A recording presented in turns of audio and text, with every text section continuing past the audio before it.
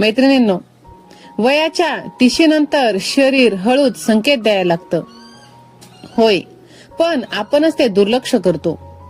आपले केस गळायला लागतात, थकवा कायम जाणवतो, चिडचिड वाढते आणि आपण म्हणतो काही नाही, हे चालायचंच. पण खरंच का? म्हणूनच आजचा हा व्हिडिओ तुम्ही शेवटपर्यंत पहा.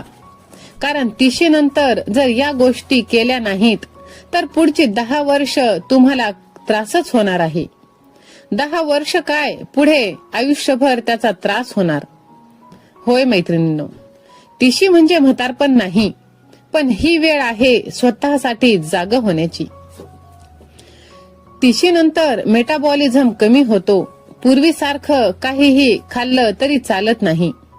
यासाठी सकाळी उठल्यावर कोमट पाणी, चालणं किंवा 20 मिनिटे वॉक